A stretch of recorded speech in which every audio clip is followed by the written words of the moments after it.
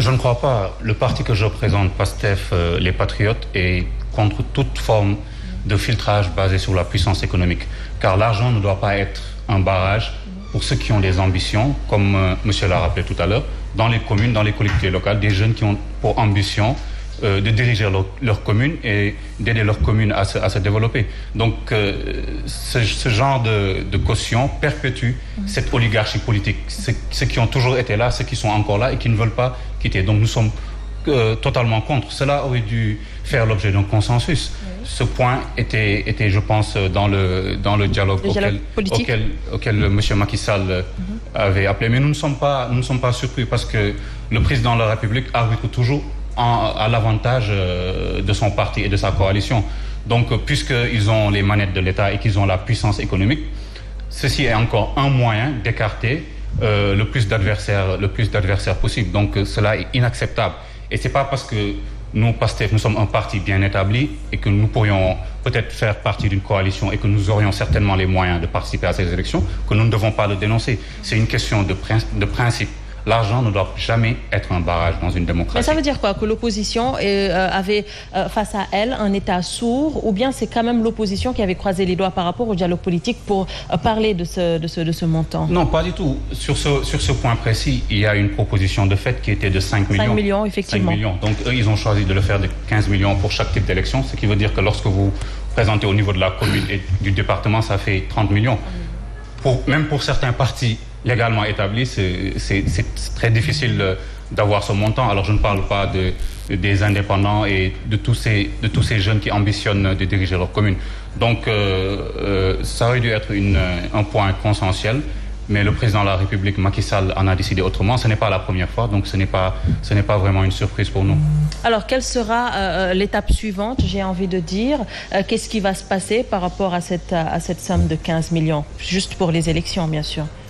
Écoutez, je vous le rappelle, la position de principe, c'est de dire que nous ne le voulons pas, mais il faut aussi s'adapter aux réalités. La légitimité politique la plus grande dans ce pays, oui, qu'on le veuille ou non, elle est détenue par le président Macky Sall, qui est président de la République pour encore 2 ans. Donc, il a pris cette décision. Le ministre de l'Intérieur l'a écrit. Je pense que on peut réfléchir à des actions qu'on pourrait faire pour mettre la pression sur le gouvernement pour que cette caution diminue. Mais si tel n'était pas le cas, oui, il faut aussi, on est dans une réalité politique et on sait que nos adversaires ne nous laisseront rien du tout. Donc il faut se préparer à mettre cette caution sur la table et à aller aux élections.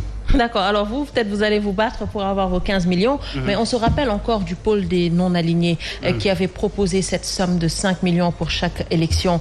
On aurait pu aller dans ça, peut-être. D'abord, je vais le corriger un peu pour lui dire que Macky Sall, en fait, ne détient pas la légitimité, mais il détient la légalité. C'est le peuple sénégalais qui détient la légitimité. Donc c'est quand même au peuple sénégalais de se lever pour dire que arrêtez quand même et permettez aux gens, aux candidats indépendants quand même de pouvoir participer aux élections locales, parce que c'est ce qui fait quand même faire avancer. Mais dans quel sens là les dés sont jetés? Qu'est-ce que peut faire le peuple sénégalais actuellement? Que peut faire le peuple? Mais on peut faire. Que doit faire le peuple? On peut faire des marches, des sittings, et aussi surtout aussi faire lui dire que nous allons faire un vote sanction pour ces élections locales-là. Parce que, en fait, plusieurs choses se sont déroulées quand même.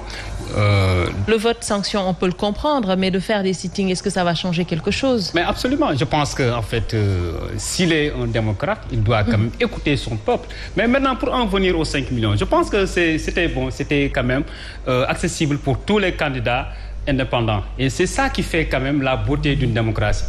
En fait, un démocrate doit être un gentleman. C'est-à-dire que quand même faire accepter les règles du jeu et quand même respecter son adversaire. Mais je pense que le pouvoir en place quand même a ce problème-là et a horreur de la justice et des droits.